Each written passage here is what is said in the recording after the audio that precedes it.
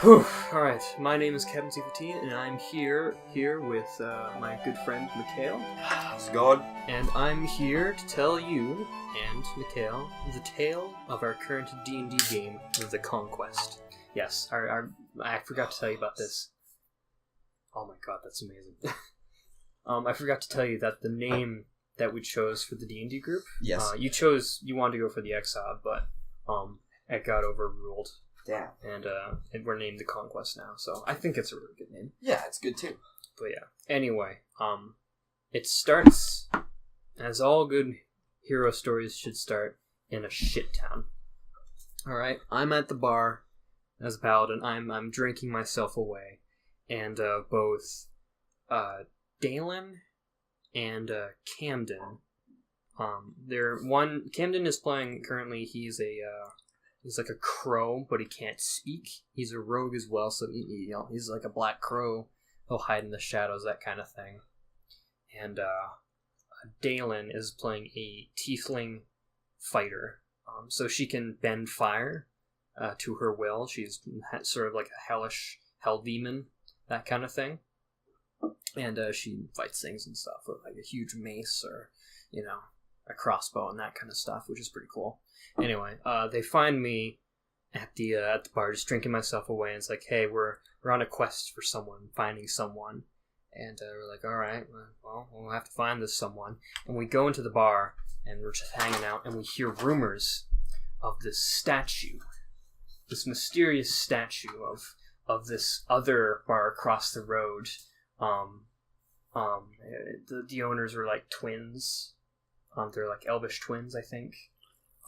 And they only let rich people in. The bar we're in right now, currently, it's more for like travelers. Slummish. It's a slummish kind of bar, and it's for unwanted creatures, sort of like everyone's welcome. Yeah. But this other bar is like lined with prestige. It has prestige, it has respect, and exotic creatures like the tiefling and the crow, the bird person. It's just called bird person. Are not allowed in. So it's very specific kind of racist rules and stuff. Yeah. But anyway, as a paladin with high standards and lots of riches, I am able to get into the bar, and I see the statue with my own eyes. And apparently it's of their forgotten triplet of some sort. They had a sibling that went away. Oh, thank you. They had a sibling that might have disappeared or something. We're still doing that quest line. Okay. But after we figure out, it's a statue that's in the bar, and it leads to a quest, we sort of get sidetracked. Dale and Camden go into a nearby casino, actually. Yeah. The slum town is known for having its bars and casinos. Correct. And spending your money there. Yeah. And we get more intel, and the mayor and the guardsmen might be involved in something. And eventually I actually get into a debt with the mayor that I have to repay. Yeah, I actually forgot about this during the main quest line, so I still gotta repay that. I forgot what it was as well. Anyway, this little boy, later on, we go back to the old bar. Yeah. And this little boy, we find out later his name is Robin. Robin Banks. Really ironic name. His father was super abusive to him, we find out later on. But he runs in, and he's like, help, I need your help. My friend is in danger right now, and I need you to help rescue her. And we're like, alright, and just give us a second. And Camden actually frightens Robin and starts like cawing, because he doesn't have any cohesive speech. He's just trying to make sort of gestures, try and communicate, but he just frightens Robin. So Robin runs out of the bar into the back alley, and Camden ends up back there, and 4 or so hooded figures approach him, and Camden is like, all right, you have to roll in order to, it's like man, not that kind of thing. Hero's a critical one. So he passes out on the spot next to Robin, and Robin's like, oh dear God, what's gonna happen? And he runs away, gets us, and now we have 2 people that we have to rescue, Camden and this mysterious lady who's a friend of Robin. And we follow Robin this time without going into the back alley and stuff, because we've scared him off. We find out that there is a slave ship docked currently outside the town. And Mute, or Camden in this case, is getting carried onto that ship and going to be sold because he's an exotic creature. They're worth a lot of money on the black market, that kind of thing. So anyway, we make a layout of the boat and such. And we're like, all right, let's go into here, and we can sneak up into like the hull and stuff. And we do that. We take Robin with us. It's me, Camden, Dalen, and we're sneaking around. And there's a door next to a bunch. It's like you go into the boat, and there's a door at the very end, like the bow, the very end of the ship, and there's a door with another room. And on the side, inside the hull, are cages full of exotic creatures and people ready to be sold. And they're all like, you know, they have their attention on us, and they're like, save us, please, let us go. But we're looking for our friend and this very specific person that Robin's trying to do. And Robin points to the door and is like, she's in here, I think. And we lock the door, you know, Camden's lockpicking and whatever, to see the thief. We go into the door, we find Camden, who's still passed out because he had a heart attack. And he's like passed out in the cage and whatnot. And we also find a tabaxi next to her, or him, sorry. And Julie is playing the tabaxi. And usually tabaxi, they're like cat people. So think like a Khajiit from Skyrim. Yeah. It's just... Usually they're, 6 foot, maybe even 5 foot. And they're... Well, I know like Khajiits, technically speaking, they're like 7 foot, because if you compare it to a Nord is like anywhere from 6 to 7 feet. Yeah. And the Khajiit are actually taller. So they're very tall creatures. Yeah. But in this case, Julie is like 7'6". Yeah, she's huge. Okay. She's barely fitting in the cage, that kind of thing. But she's a rogue. So apparently it's like a giant ass cat. It's just like creeping in the shadows, and like you can imagine, like she comes out of the shadows, takes a whole person underneath her arm, and just goes in the shadows and disappears. No one knows. Just disappears. I know. It would be super cool to see terrifying. that. Yeah, it'd be terrifying. Oh my god! Don't even get me started. Anyway, we unlock the cages, and there's another person in there with us, and it's like a druid of some sort. I don't know how I pictured it, where she had like blue skin, that kind of thing, and it was like reddish hair, that kind of thing. But she was like, "Help me! I'll help escape, and just let me out of here," that kind of thing. And we're like, "All right, well, can you help us unlock the rest of these people and stuff?" And like she's like, "Okay," and we let her out, and she's out helping other people, and we're trying to wake Camden up in the wake of all of this, and I peek out to see how she's doing, and she's unlocking the cage to this giant beast. And so you know how Khajiits are on their hind legs, right? Yeah. This thing was not on its hind legs. No. This thing was on all 6 of his legs. And it had 4 tentacles to boot.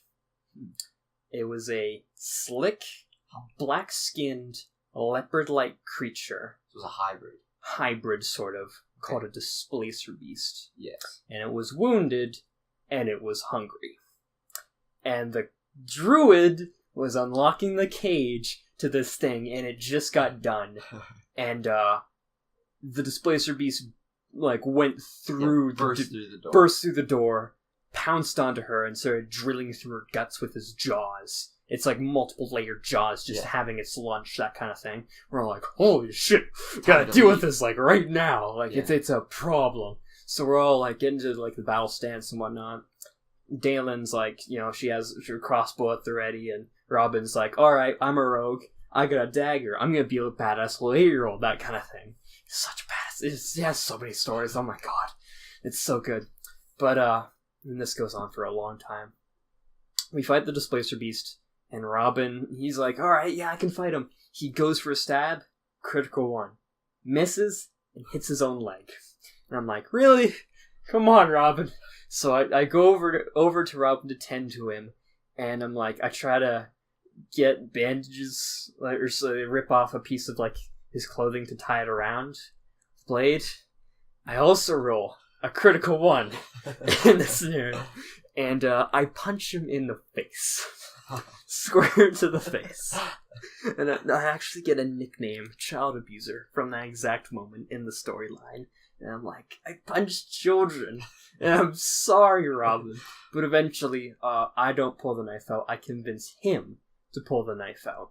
But I do this spell, like, I can give him back HP and stuff, and he's walking around kind of limping.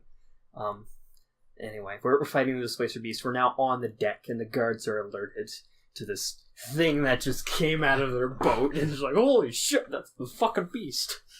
But they're throwing spears at it. They're shooting arrows at it and whatnot, and a couple of guards are dying to the beast. And we're like, there's an emergency boat, and the boat has been sailing out when all this has happened. And the boat has an emergency boat on the very side. It's like a little dinghy you can go onto. And I cut the ropes to the emergency boat. It's on the very side. And I'm like, Robin, you go first. Apparently my magic healing touch gave him acrobatics. So he did a critical 20. And like a natural 20. He does like 8-point pose, flip into the boat. He's fine. And he's partially bleeding and all. But he's just fine. Having the time of his life. And we get Camden out of there onto the boat, and we try to get Julie onto the boat, but she face palms into the water.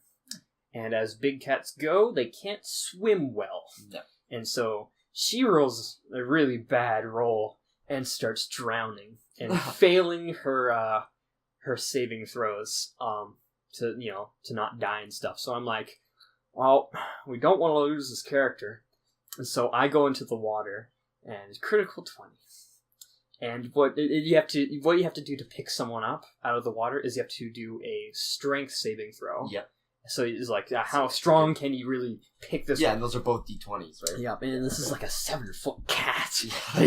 You're tossing out of the water, that kind of thing. So critical 20 on my strength saving throw, and I'm like, like flies in the air, lands perfectly on the boat with both of her feet on the boat. She's again. A cat. Yeah. She's a cat. She's like, holy shit, that just happened.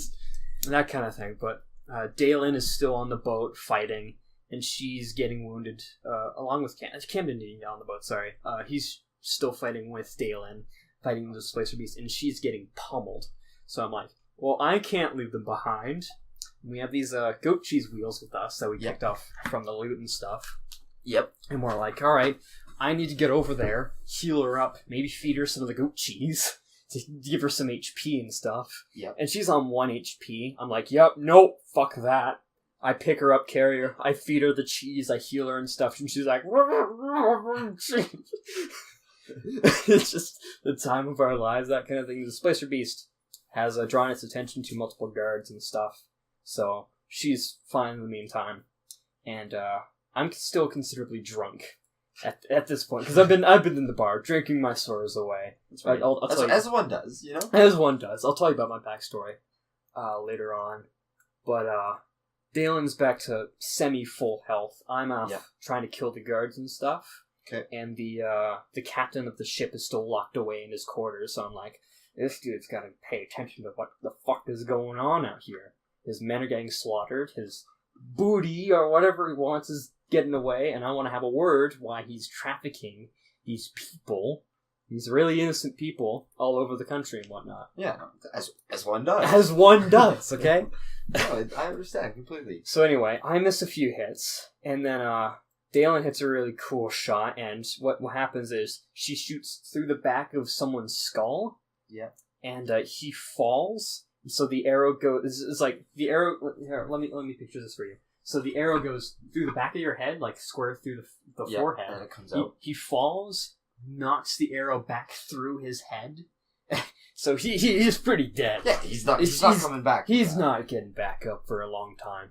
But we eventually kill all the guards and stuff. Everyone's back to full health. At some point in the fight, Tristan comes along. He's a Triton.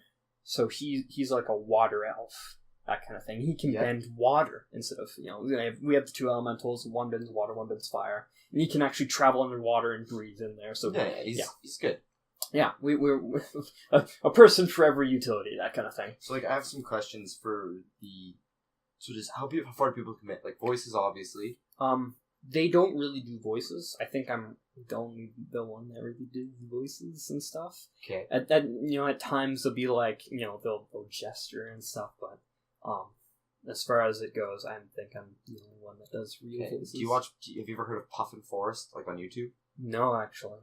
Okay, so quick break from the D&D story. I was watching one of his, and so he was running. So it was like multiple D&D games all happening at once, right? As that happens. Yeah. And he was running one, and he had a group of 6 players, and they had been battling through dungeons and stuff like that, right? And going down and down, and they got to a certain point where, I'm not sure if you know about this, but there's these creatures, and they used to be everywhere, but now they live in small, like, really underground, and they're almost like octopuses, but they can mess with your mind, and they're almost impossible to kill.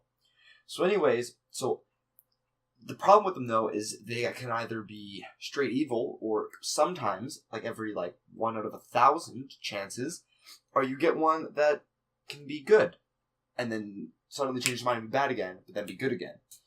And the problem with this, though, is for the other 4 D&D groups all playing, it's all different. It's all random with this one monster that is impossible almost to kill. Because of the fact that it not only has magic damage, but it can mentally harm you, it's physical, it breathes underwater, and the only way to fight it is in the water. So, and again, with a Khajiit, that's a problem, because obviously they can't swim or have a very hard time. So with this character, his group was okay. They got the one that was nice. It was fine. It was like, come swim, let's hang out, I'll help you across. Perfect. Every other group had a bad one. Now, there's a few ways to get around them, but it's tricky, because you kill it, but it doesn't actually die, because it doesn't have an afterlife. It just comes back. Yeah. So you'll kill it, 5 seconds later, it's somewhere else, and it's coming for you. And it doesn't matter where you are in the dungeon, once it knows your essence, it's in your mind. It'll follow you around. So it's sort of ubiquitous in the sort that it leaves something in you, yes, and it can track you. And even if you haven't seen it yet, but you're close, it'll talk to you in your mind. Yeah. It's quite a problem character, and that's why not most most DMs don't they don't use it. But in this certain scenario, they were the only group that survived. Because if you get a bad one, you can kill it, and let's say you're here and you need to get here, and it's right here. You fight it, you kill it, right? You make it to about here, right? It's here. You fight it and kill it. It comes back right here. You make it to here. It's just a really slow, long, drawn-out battle with something that is OP. It's it's an okay character, but I feel like it'd be a little bit overpowered in a sense. Yeah. Anyway, one more thing before we continue. Have you heard of the Sphere of Annihilation? Yes. Yes? Okay, so it's some wizards can actually control, it's like a black orb. Anything that goes into it doesn't come back out. Yeah. Yeah. There was this one dungeon my dad actually showed me. I forget what name it was, or name it had. Yep. But you had to have multiple characters to play, and it was inevitable that a couple were gonna die due to these traps. It was just ridiculous and stuff. Yeah. But there was this one thing at the end of the hall, I think it was like a lion's head, and it was black. You couldn't see anything, even if you had dark vision, you couldn't see into it. And so some people had the infinite wisdom to stick their hand into the lion's head. It's like a golden brass lion's head on the wall with this darkness in its jaw and stuff. And people stick their arm in it, and then they try and take their arm back out, and it's just a stump. It's severed off by the point where it contacted with the Sphere of Annihilation. And it's just where the fuck did it go? That kind of thing. It's just ridiculous. Have you ever heard of the soul statue? No, actually. What is the soul statue? So, I don't remember. Like I said, it's from a dungeon, but it's at the very top of the dungeon. And it just looks like a regular old statue, right, as you walk by him. Now, going by, like, you just have to picture, it just looks like any old statue. You know, maybe a little dusty, some moss, stuff like that. And it has a few interactive things you can do to it. Yeah. But it doesn't do anything. It'll just kind of glow, or it'll just it's just there. Yeah. But what happened is somebody had knocked it over. Oh, are you referring to the obelisk? Oh my god. So anyways... It was that one dungeon, and you had to cast Detect Magic on it. Yeah. Or you could do that as well. And then have your entire party push it over. And that creature would... The Narfishne. Yeah, exactly. The ultimate being is essentially what it is. The pig demon. The pig demon you don't fuck with. Yes, for the reason of you can't kill it. You simply just cannot. You don't. For because it's like one of those things where let's say you take like a very starting low-level character and you put it against a god of Aperoth. It just doesn't work. There's no way to... It is such a high level, high damage, there's nothing you can do. Yeah. Anyway, we're going back to the whole thing. Anyways, we'll back on the ship, we talked some sense into the captain. I think we actually decapitated him. So that confrontation ended pretty quickly, and I think at some point on the ship, I don't know if it was on the ship actually, but Julie, the tabaxi, finds a jade dagger within the captain's quarters. And I do detect good or evil on it, and it has a good aura on the thing. And so it was like, oh, it's a good knife. You can use it for good things as a rogue, and so that's pretty cool. Anyway, it's currently me, Tristan, Camden, Julie, and Dalen all on this boat, and we're taking it back to the town, and we release the rest of the creatures and whatnot. And we power up and level up, have a sleep. And a day later, after we all rest, Matt rolls into town.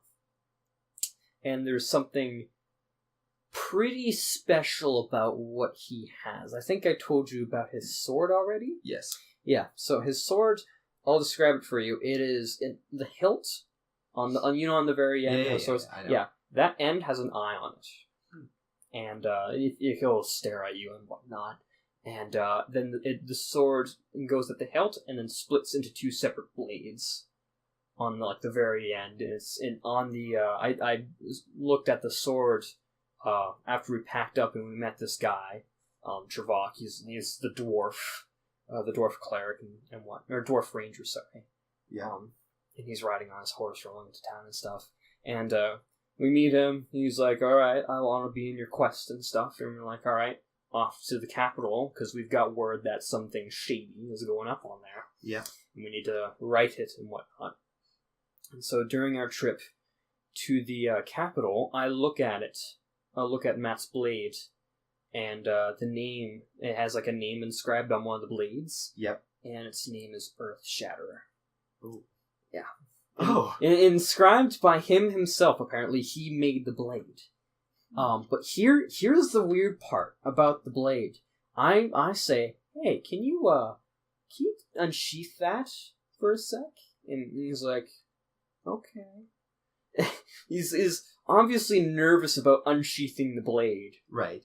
And you actually have to roll a con roll. So you know how you have health and stuff, and you roll a con saving throw in order to resist damage and stuff like that. I know what you mean. And he fails that when unsheathing the thing. Apparently, whatever magic is in there is too powerful for him to resist. So he passes out. He takes damage from his own sword. He takes damage from whatever sword he enchanted, and he falls over. And we're like, what the fuck just happened? This is the sword, and it's grasped in his hand, clenched tightly, and he's asleep. And we're like, well, let's not touch that thing, because it seems to be draining whatever essence is from him. And it doesn't seem too good. Anyway, we end up at the capital, and we're going around, we were looking for rumors, looking for, whatever is going on and stuff. We get upgraded swords and whatnot. And we hear rumors about a plague that has been going around and wreaking havoc on not only the outskirts of the capital, but the inner sanctum of the capital as well. And we're like, alright, well, we'll go destroy it. So on the outskirts is this one little village, and we go off, and we kill some stuff, and we find out they're not like the people that are affected by the plague. It's not a typical sickness, but it is swarms of flies controlling the dead bodies, like remote. Yeah, it's like remote control, like body stature, weird things that do. Then they're not technically undead because it's insects and whatnot. But then I remember we have a firebender and we have a waterbender in our group.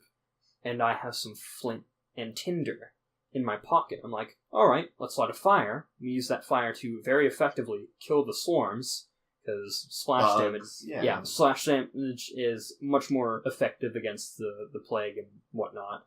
And Tristan makes a circle in an area, and I light the grass on fire and stuff, and Dalen is taking, like, fireball, football-sized pieces of fire and throwing it at, like, swarms and stuff.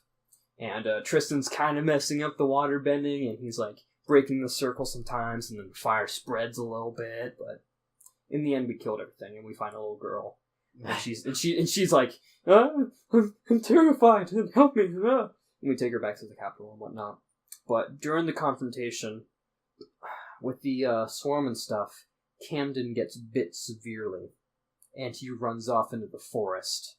And this is where he couldn't arrive for one of those days and stuff. So we were like, all right, he got bit, and two other people chased after him, Tristan and Dalen. And so it's just me, Matt, and Julie in the capital, and we're like, "Where's the rest of the plague?" And we talked to, I think it was a half-orc, and he was the alchemist of the group, and he sold potions that exploded. And we're like, yeah, let's use those. Those are going to be super effective against the swarm. And we hear that in the very center of the capital, there's this tree, and it's rumored to have a lot of sick people in it, and are surrounded by the plague and stuff, and we need to go rescue them. So we're like, alright, we'll buy the potions, and not to forget, Julie actually intimidated the shit out of the alchemist, and scared him half to death, because, oh my god. She actually managed to lower the prices down by 3 times for the potions, so they were actually affordable and whatnot.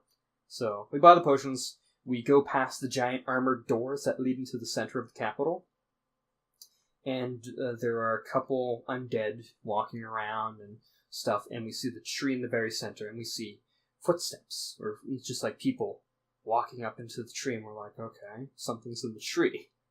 We might want to, investigate that and whatnot. And we're looking around, and I'm trying to get a good hit on this one dragonborn undead. And it's gonna sound really weird. Really, really weird. You ready for the really, really weird? I am. I'm always ready. I converted my character to a gay necrophiliac. Ah. Yeah, so he's into gay, dead men. Okay, but why? I don't know. I thought it was just, for shits and giggles, for the memes, I might as well pull it off. It's gonna be funny. Yeah, you never know. I understand what you mean. Man. And so I'm, hesitating to cut this guy in half, because he's just so hot. That kind of thing. But, I eventually successfully try and get a slice on him, but I don't hit him, I hit me in the back. I'll explain. So, I have the sword in front of me, and I go, and I, splice my spine a little bit. I'm like, pull it out. As one does. As one does. It's fucking painful. I pull it out, and I alert the attention of the swarm and stuff. And Julie has her jade dagger, and she's getting messed up by, 2 other dudes. And she throws a potion, and it catches fire to the tree. And we're like, oh shit, that's a pretty sacred tree and stuff. And a dude, later we find out his name to be Blue. He comes down, he's like, dude, get up in the tree. They can't hear you. They have really bad hearing and whatnot. They can't really see well either. So, their senses aren't really good. So we're like, alright, let's get up into the tree. But before any of us can react, Matt has a go at trying to unsheath his sword the second time round. And this time he fails badly. Natural 1 badly. And apparently he has a chart of the radius of how bad it goes. Literally, a radius. I'll explain what happens next. So, we're all moderately close to the explosion of red energy that unleashes. So it's like the gate, the tree, the back, there's some buildings around and stuff. And it's like, let's say 70 feet in diameter. Yep. And we're like right beside the tree. He's by the door. He unsheaths. There's a giant red explosion that happens and takes a third of the tree with it. Oh, God. And he goes flying back into the gate and sort of melts in with the gate. So, like, his skin is charred in with the metal, the fence and stuff. Not good? Yeah, and he has, like, stuff sticking out of him, and the sword is in the very center of this red dome that, we found out steals life. The tree branch that fell into the thingy, the dome and stuff, started going black and gray and just faded into dust, as well as anything that was in there and stuff. So we're like, oh, this isn't looking too good, you know? There's probably people up in the tree, and Blue's like, what the fuck? Like, freaking the fuck out. Right. So, yeah, Matt is trying to pull himself out, and actually he's inside the dome himself, but he's immune somehow. So, like, the sword's keeping him semi-safe, and he's slowly pulling himself off the fence, and, like, not looking good, man. And Julie was thankfully outside the dome, and the people who were fighting her is just fine. But the Dragonborn, who was right beside me, didn't die, and he's now taking swipes at me and hurting me really badly. And I'm like, alright, well, just cut him in half with my sword. I'm like, alright, I cut him in half. But then the flies within the body go to Blue, standing right next to me. And I'm like, oh shit, they're gonna take over Blue. And I'm like, just kill me already. And Blue's like, he's like rolling over in anger and stuff, so I have to do a strength saving throw, and I attempt to throw him into the dome to like mercy kill him and stuff, but I fail. And I'm just like, I can't, man, I'm sorry, it's just, I'm not too strong and stuff. And he's like, I'm doing it myself, and he's trying to crawl into the dome himself. And eventually I do it successfully, and I throw him, pretty moderately into the center of the dome, and he just fades away into black dust. And that was all left of Blue and stuff. Anyway, we go up into the tree, and we find out it is a hospital.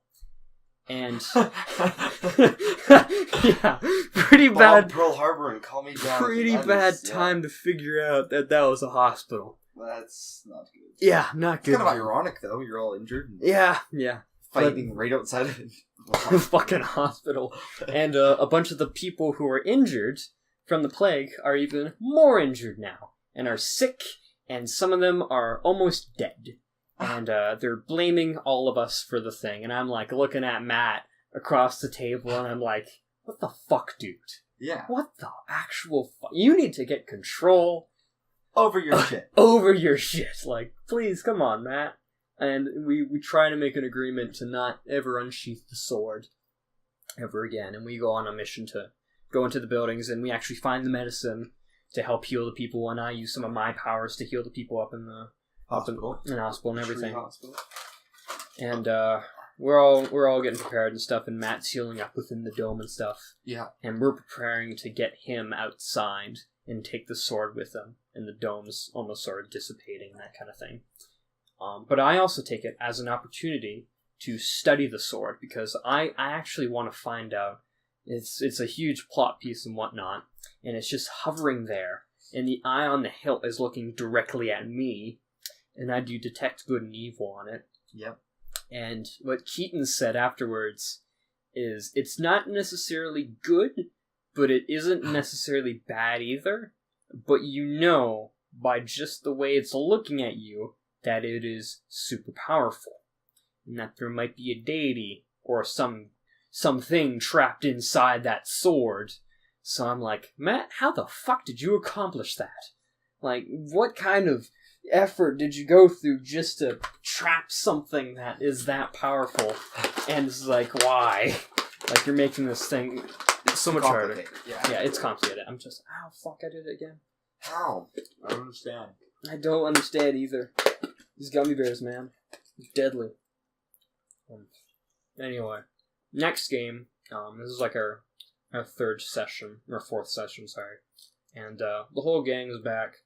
Tristan, Dalen, and Camden are back from getting Camden back from running away in the woods and stuff. And we're like, alright, we got all this shit together and stuff, and we healed all the people. And I'm meditating there, recharging my MP and whatnot. As one does. As one does. And we find out early on, actually, as soon as we entered the capital, in our third thing, that the mayor isn't actually the mayor, and it's one of the townsfolk that took over. But he's a real asshole to people in such a way, and no one really likes him. Right.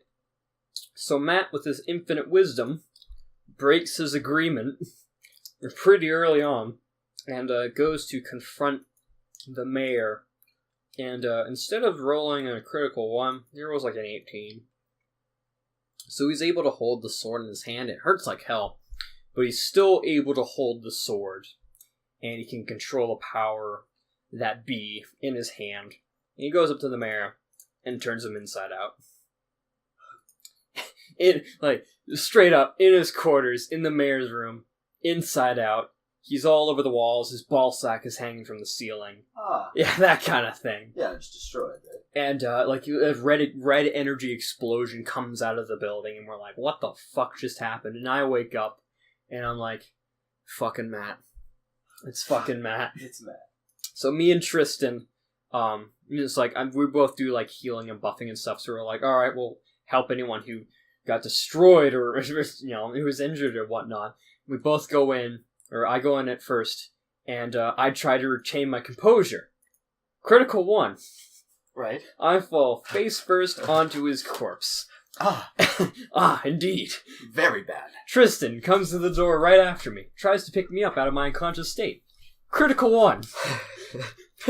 Attempts to pick me up, and he actually knocks himself out with my own head, and he also falls face first into the corpse. As one does. As one does, and Julie comes in, she's like, what is going on in what here? The fuck is going on in here? Breakfast, that kind of thing. I understand, yes. Yeah. But everyone's like, what the fuck? We all get up, we're sort of embarrassed of what happened. That's right. But we both have, like, a talk with Matt about this sword. He's like, just to throw it away. Throw it away or whatnot. It was just, it's super powerful and stuff, but it's just not necessary at all. That kind of thing. And we get an actual lead on the true mayor. And he's ran away to another village. And we're like, oh, he's such a coward. Why would he do such a thing? And we go chasing after him to this other different town. We like camp over the night and stuff. It's like a couple days journey and whatnot. And we arrive at the village. And we find out our group has been increasingly popular because we've been doing good. And he was like, oh, you're the Knights of the Town and whatnot. And he was like, oh, wow, we're getting fame. And so he's like, we need a name for a group and whatnot. And we named ourselves the Conquest and whatnot. And we meet this dude. He's getting crowded by all the townsfolk. And the reason is he has proficiencies in two-handed or like dual wielding and whatnot. And everyone wants to get trained. And he's just like, oh, it's a real, it's an eye turn. And he's bored of this kind of thing. It's a regular occurrence. And both Dalen and Tristram were like, oh, train me. And I'm quite disappointed in what happened. So, of course, I go to the bar. I forgot to tell you, actually. When Robin came with us to the boat, Robin actually disappeared before Matt came into town. We haven't seen him ever since. I'll remind you, it's like 3 games have passed, and I've been begging Keaton to put Robin back in the game. I'm like, please, I'm so sorry that I punched that kid in the face. I just want Robin to come back and whatnot. And I go drinking, searching for rumors. And the oath that I take, it's part of my backstory, makes me go to hunt down orcs. I have a particular past with orcs, and I do not really enjoy them. They are dicks. Yeah, Yes. they are incredible dicks to people, especially the evil ones, which I go try and track down. And apparently the swamp is a good place to start looking. They are swamp creatures? They are swamp creatures indeed. So I'm like, alright, yeah, I'll get that started. I just need to gather everything up. And while that's happening, the rogues of the group, so that would be Julie and Camden, they have a perk which allows them to identify certain popular thieves, and like famous thieves of the legends and whatnot, that have been hiding out and stuff. They notice this shop, that is owned by this master thief that has been hiding away, and he actually does some black market work for some other people. And they go inside, and it's like an assortment of like body parts you can attach to yourself, and get like brain transplants and like an extra heart, an extra lung, that kind of thing, so you can like superpower yourself and whatnot. The real German doctor. Right? Yeah. And what Matt finds, I think it was Matt that knocked it over, but it was an egg. It was like a quail's egg or whatnot, or I think anyway. He knocks it over, and the owner comes out and he's like, "Hey, the fuck you doing in my swamp? You're knocking shit over, and you're messing my shit." So everyone's like, "Oh, well, how much is that pay?" And he's like, "Yeah, that's about 100 gold right there." Matt looks at me, and I'm the rich guy of the group, and he's just like, "Spare a septum. Please and thank you." And he's just like, "Spare some money," and I'm like, "Nah, you're on your own, dude, and that's your own fault." And eventually, he gets in a blood debt. Camden also gets in a blood debt somehow. I don't know how. I mean, I think he might have been the person who knocked it over. I don't know. My memory's failed. My memory's failed me and stuff like that. But he signs an agreement with this cult I think the dude was part of. And we're not supposed to know any of this, but Camden, Mute, the Birdman, is on a secret mission to assassinate someone. And he hasn't told the group yet. But he knows his target, and he knows that the cult who assigned him is currently watching him. This is like they said, we're always watching, that kind of thing, and just like from the darkness, it's just like binoculars and whatnot. But I still don't know who he's gonna kill yet. I'm still terrified of that, actually. Anyway, Dalen also goes into the shop as well, and she buys an egg of some sort. And we find, like, the owner says, "Oh, it's just a common house dragon that you would have lying around, kind of like a cat, that you would feed on occasion." But nope, it's a basilisk egg. And he's like, does this guy have no idea what he's talking about? Or is he trying to trick us into buying this egg and trying to trick us into killing us? And Dalen's like, meh, buy the egg anyway. We'll train it up and whatnot. Ride the basilisk egg. So we have a potential pet now that breathes fire from two heads. And I'm like, fuck yeah. It's a badass fucking dragon. Exactly. But anyway, after Julie gets she gets strapped down onto like a metal table, and she gets an extra brain. As you do, Yeah, as one does. As one does. But as she's getting that brain transplant, we get some more leads about this mayor dude. And then we actually go on a separate sort of quest about this group of people, another cult or clan of some sort that have been stealing from these towns and stuff. We're like, alright, let's go investigate it and stuff.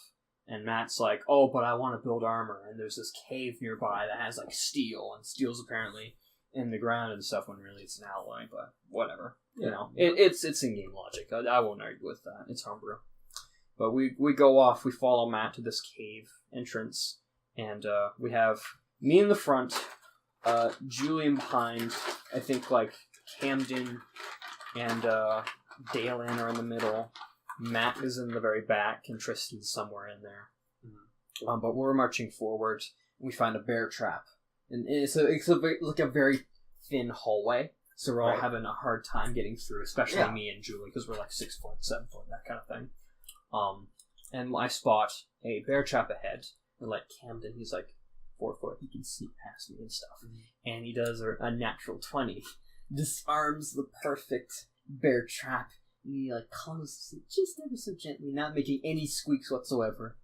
But little did we know that it actually was used to activate a door panel that opened up to a bear. Ironic. Ironic, indeed. It's just like, just the fucking bear right there. Has scars on his face and whatnot. I'm in front, I have my shield down, and like, alright, guess gotta roll initiative and whatnot, and go through this bullshit again. But I can't hit for shit, because I'm still drunk from the bar. I missed that entire fucking detail, holy shit. Oh my god. I keep missing these fucking details. At the bar when I was asking for rumors, I noticed a couple people in the corner, right? And it's this short little guy. He's wearing this blackish cloak with gold tinted. And I go over and I try to engage with conversation. And he lowers his hood. Hi, I'm Robin Banks. And I'm like, oh my god, it's Robin Banks! It's just, the thing is, that I look at him a little bit, and he's missing a leg. He has like a prosthetic leg and whatnot. So he's rallied. He's rallied, he's a bit rough and, around the edges, but he's still a badass 8-year-old with a fucking scythe, okay? He's just running around, just going through people like a tornado. Like, come on. That's a companion you can't not offer, okay? So anyway, he's with us as well. He's right beside me, and we're taking on this bear. Camden gets bitten on the wing a little bit, and then Matt does this shit and decapitates the thing. And that's the end of that confrontation once again. We go past the bear. We actually skin the bear. So we have like fur and stuff on our things. I have like a little fur scarf. Camden's wearing the mask of the thing. Tristan has some ribs, some bones and stuff. He wants to make like a sort of rib chest plate of some sort, like a splint armor. Kind of like Dragonbone from a Skyrim, that kind of thing. And we're going through the dungeon and stuff, and has multiple ways. And me and Robin go one way. It opens up into a bigger roundish area, and there's 2 people digging at the walls with pickaxes. And I'm like, hey, who are you? And they both turn their backs. It's like, what the fuck are you doing in our caves, boy? And we're like, we're on the lookout for some people, and we're sorry if we trespassed, but we also killed your bear guard, because, we did the bear trap thingy, and we went through that. And they're like, what the fuck you doing? And the other dude's trying to calm her down, and, she's yelling at us, and we're like, oh shit, okay, calm your shit, lady. And there's a ladder leading up to apparently a house above, right? And the girl, who's part of this family, is like, alright, go talk to our father and whatnot.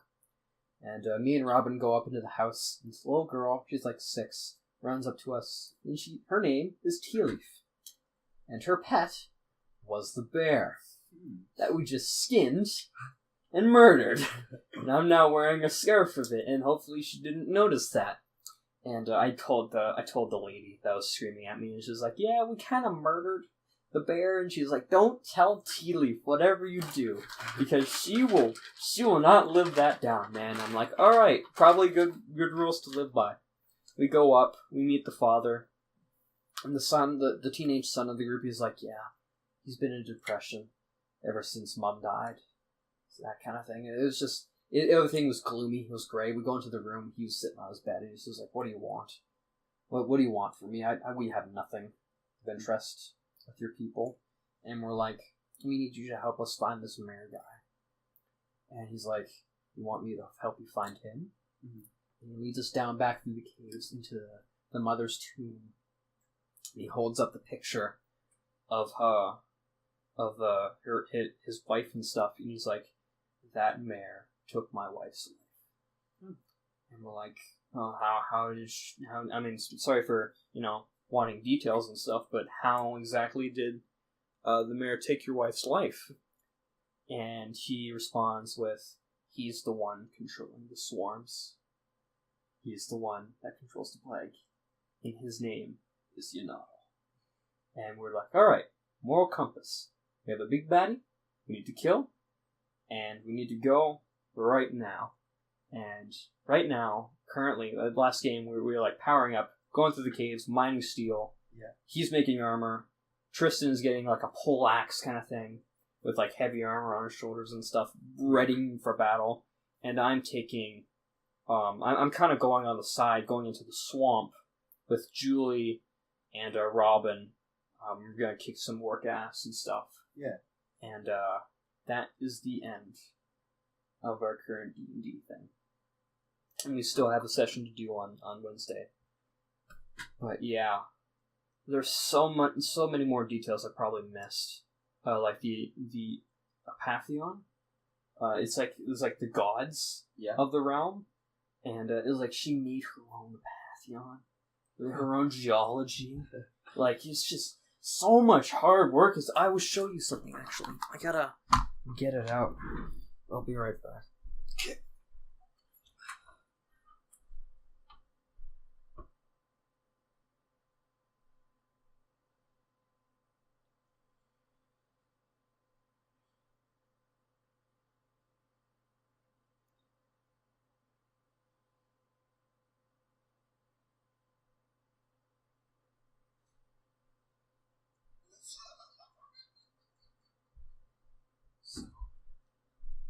There's this one thing at the end of the fourth session that we did, and after everyone was gone, she was like, "I want you to take this, and I want you to read it, and I want you to tell the group."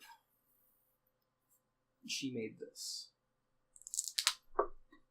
a letter to all of us, and that has an authentic wax seal right there, and everything.